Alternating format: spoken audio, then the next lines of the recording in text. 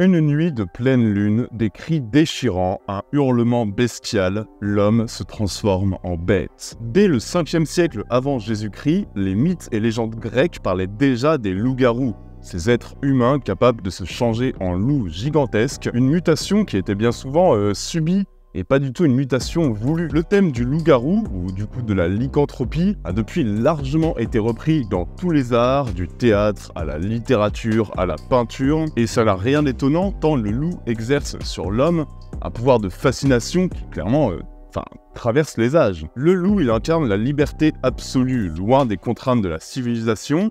Il incarne aussi la face sombre de l'espèce humaine, parce qu'on le sait, l'homme est un loup pour l'homme. Et cette humanité qui cache en elle un animal redoutable, dangereux, vraiment un monstre impitoyable, voilà, c'est une thématique qui est très très forte et il n'y a rien d'étonnant à ce que le cinéma s'en soit depuis même largement emparé.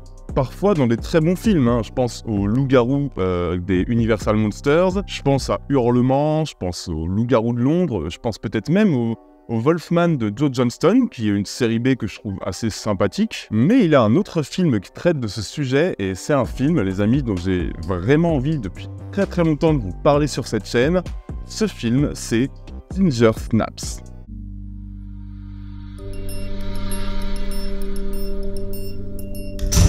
Petit retour en arrière, on est en 1995, et alors qu'il sort du relatif succès public et critique de son premier film qui s'appelle The Boys Club, le cinéaste John Fawcett réfléchit à son prochain film et veut que ce soit un film d'horreur, un film sur une métamorphose qui met en scène deux jeunes adolescentes. Il va en parler à une amie scénariste qui s'appelle Karen Walton, et elle va bien vite avoir, un peu naturellement, l'envie d'introduire le loup-garou dans le scénario du film. Sauf que cette fois, le thème du loup-garou, il sera traité d'un point de vue exclusivement féminin, et même du point de vue d'une adolescente. Donc sur le papier, on est quand même plus proche d'un Carrie au bal du diable que le loup-garou de Londres. Ensemble, le cinéaste et la scénariste vont un petit peu batailler pour monter un budget de 4,5 millions de dollars, ce qui est clairement pas énorme pour un film de genre, et ils peuvent lancer le casting en mai 1999, quelques mois après la fusillade de Columbine. Cette fusillade, elle a été perpétrée par deux lycéens sur des gens de leur âge. Cette fusillade, elle a été perpétrée par deux lycéens dans leur université.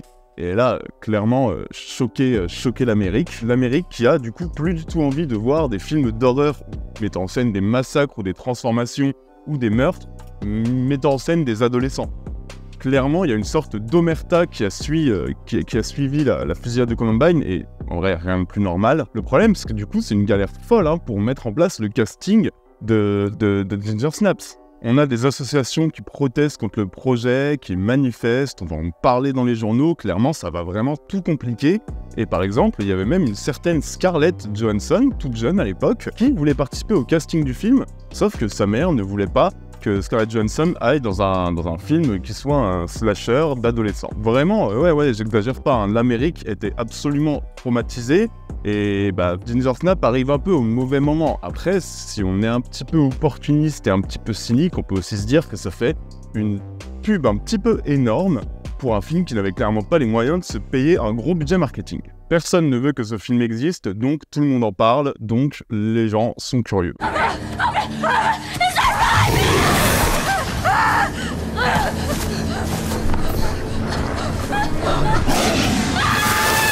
Finalement, on parvient enfin à trouver un casting, Emily Perkins et Katharine Isabelle, pour incarner ces deux adolescentes morbides et torturées, dont la relation va être mise à mal quand Ginger, donc l'une des adolescentes en pleine puberté, se transforme peu à peu en loup-garou. Ça, c'est clairement le pitch de base du projet. Du 25 octobre au 6 décembre 1999, le tournage se déroule pour une sortie qui va se passer durant l'été 2001, et clairement, Ginger Snaps, ça va être un gros succès. Il va bien être aidé par un bouche à oreille qu'il compare plutôt à un film, plutôt au Carrie de Brian De Palma, voire à des films de Cronenberg, plutôt qu'un simple film de loup-garou un peu de bébête. C'est vraiment un film qui a une plus-value, et du coup Ginger Snaps va faire du bruit et avoir une solide réputation, même gagner pas mal de prix. Et c'est une réputation complètement méritée pour ce qui est à mon sens le meilleur film de loup-garou, et je vais vous expliquer pourquoi. Comme d'habitude, je fais attention quand je parle d'un seul film comme ça dans une vidéo entière, aucun spoiler, je fais très attention aux images que je vous montre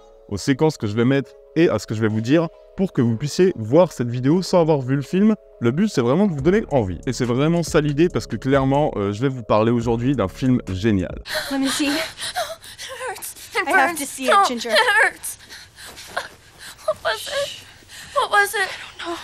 Donc en gros, Ginger Snaps nous fait suivre deux sœurs qui sont deux ados complètement anticonformistes, complètement gothiques, voire même, je vais pas mentir, complètement macabres, puisqu'elles passent l'entièreté de leur temps à parler de leur futur suicide et à mettre ce suicide en scène en photo. Voilà, vous voyez l'ambiance. Ces gamines, elles vivent dans une petite ville du Canada, avec une mère au foyer qui est vraiment le cliché de la mère au foyer. Ils sont entourés d'autres lycéens qui sont complètement normaux et inintéressants. Bref, elles se sentent vraiment nulle part chez elles et elles n'ont personne qui leur ressemble. Et dans cette petite ville canadienne, on va retrouver plusieurs cadavres de chiens dans les environs. On sait qu'il y a une bête diabolique qui rôde et qui va être attirée par l'odeur des premières règles de Ginger. Attirée par le sang, attirée par l'odeur, elle va s'attaquer à elle, elle va la mordre, et peu à peu, Ginger va se transformer, et je m'arrête là pour le résumé entre guillemets. Et un peu comme, je pense que si vous avez aimé Grave, vous allez adorer Ginger Snaps, un peu comme Grave, en fait, cette transformation, elle va autant passer par la violence et le cannibalisme que par le sexe. Et il faut se rendre à l'évidence, la bête qui a mordu Ginger, était un loup-garou. À partir de là, le film va déployer une mise en scène à l'ancienne qui m'a pas mal rappelé Evil Dead dans son économie de moyens, dans ses idées visuelles, dans ses effets pratiques à l'ancienne. Donc déjà, c'est une référence qui fait toujours plaisir à voir. Et en plus, le film se paye un peu le luxe de réinventer largement le film de loup-garou. What would I be like, huh? What would I do?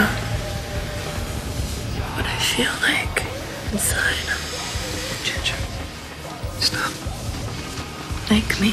Bon, alors par contre, oui, l'idée de faire un lien entre la transformation physique d'une jeune femme et l'arrivée d'une sorte de bestialité, d'une sorte de pouvoir incompris, ça n'a vraiment rien de nouveau. Je veux dire, j'ai cité le Carrie de Brian De Palma, j'ai cité le Grave de Julianne Ducournau, on est complètement là-dedans. Et c'est pas dans cette thématique-là que Ginger Snaps va vraiment tirer son originalité. C'est plutôt dans sa vision du lycanthropisme des loups-garous, qui ici, en fait, est plutôt rapidement accepté par Ginger. Pour elle, c'est juste un autre moyen d'être différente de la norme. Elle va devenir une créature séductrice, vengeresse, une sorte de mangeuse d'hommes au sens propre du terme en fait. Et ça lui va en fait, tant ça lui permet de s'émanciper de cette banlieue moyenne, de cette mère enjouée à la maison, qui n'a aucune ambition de vie et qui est complètement déconnectée au point de faire des gâteaux pour célébrer l'arrivée des règles de leur fille. Ça lui permet aussi de s'émanciper des autres lycéens qu'elle considère être complètement abrutis et débiles, et elle a pas tort. Et le film a beaucoup d'idées et de trouvailles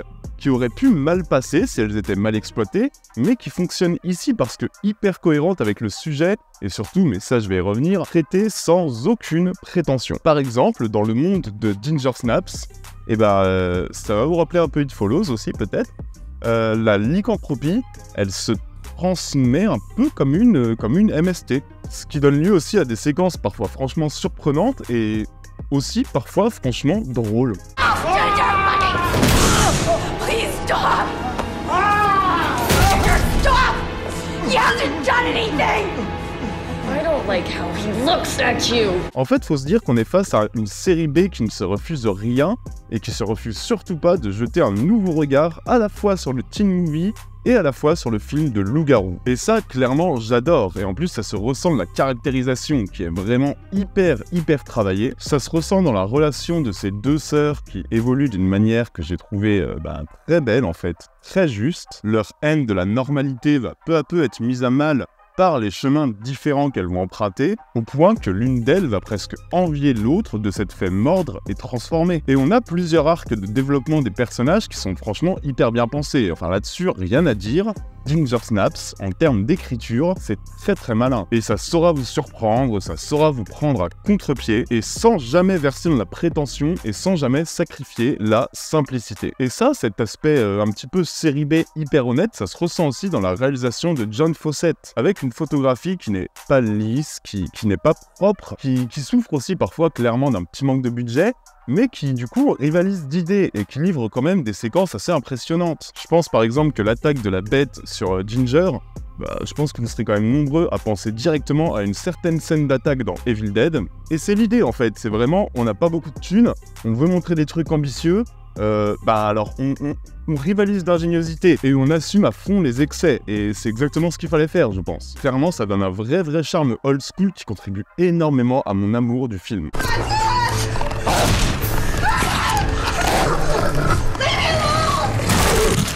Chose que j'ai aussi beaucoup aimé, en fait, c'est les personnages, les deux personnages principaux, les deux sœurs, sont elles sont géniales, elles sont hyper attachantes, elles sont hyper bien caractérisées. En fait, c'est des personnages qu'on prend plaisir à suivre dans ce film et dans d'autres. Je vais y revenir parce qu'il y a d'autres films issus de ce film-là. Mais ces deux sœurs portent l'entièreté du film sur leurs épaules et elles ont un charisme absolument incroyable. Et j'aime notamment aussi, c'est très important pour ce genre de film, les effets spéciaux à l'ancienne, qui sont une belle plus-value, même si encore une fois c'est imparfait, même si on voit bien qu'on est sur du maquillage, sur des animatroniques. En fait, ça fait du bien de voir un cinéaste qui opte pour ce style. Un style qui rappelle bien du coup les productions des années 80, tout en, dans son écriture, se permettant d'apporter un vrai vent de fraîcheur sur le genre. La légende du loup-garou le permet largement, et si Ginger Snaps peut sembler sur le papier plus psychologique et plus ambitieux que les autres films du genre par son traitement des personnages, faut vous dire qu'il reste aussi absolument jouissif en tant que pur film de monstre. Et il y a du sang, il y a même pas mal de sang même, il y a des scènes d'attaque qui fonctionnent, il y a une ambiance tendue et désespérée, vraiment lié au caractère des deux sœurs qui sont des personnages qu'on adore suivre. Franchement, en tant que pure série B film de monstres, c'est quand même, là aussi, une très belle réussite. Une belle réussite qui, comme je l'ai dit, a du coup eu un certain succès public et critique. Et qu'est-ce qu'on fait à Hollywood quand un film a un certain succès public et critique? On met en place des suites. Il existe 2 suites de Ginger Snaps qui sont toutes les deux, c'est assez étonnant, sorties la même année, donc en 2004, qui sont réalisées par 2 cinéastes bien distincts. Et ces 2 suites qui, sans être aussi géniales que le premier volet, ont quand même beaucoup d'intérêt, je trouve. Ginger Snaps Résurrection est la suite directe du premier film. Et il va faire le choix d'enlever tout l'humour du premier, et il va plutôt opter pour un premier degré étonnamment bien géré, et je trouve clairement que c'est une suite réussie, une très bonne surprise qu'il faut absolument découvrir si vous avez aimé le premier volet. Mais dites-vous aussi qu'en plus de Ginger Snaps Resurrection, la même année est aussi sorti Ginger Snaps aux origines du mal. Et là, dans ce film, il y a quand même une idée que j'aime beaucoup sur le papier. C'est-à-dire qu'on va reprendre les 2 mêmes actrices, les 2 mêmes personnages, les mêmes actrices jouent les mêmes personnages, Brigitte et Ginger, mais cette fois, on va les placer au 19e siècle, et on va réaliser un film de loup-garou bien plus classique, un film de loup-garou qui est bien plus ancré sur le mythe original. Clairement, c'est pas du tout une suite de Ginger Snaps, c'est plutôt un spin-off, et c'est beaucoup plus riche en action et en séquences horrifiques. Ça n'a clairement pas la même ambition ni les mêmes partis pris, et moi j'aime bien ça, j'aime le fait qu'en fait aucune des suites ne prenne les mêmes partis pris et ne suive le chemin tout tracé qu'a ouvert le premier volet. Chaque suite a une direction qui est quand même bien différente, et c'est pour ça que je les trouve toutes les deux, même d'ailleurs, en vrai elles sont quand même globalement particulièrement réussies et hyper distrayantes, même si le premier volet reste indétrônable à mes yeux.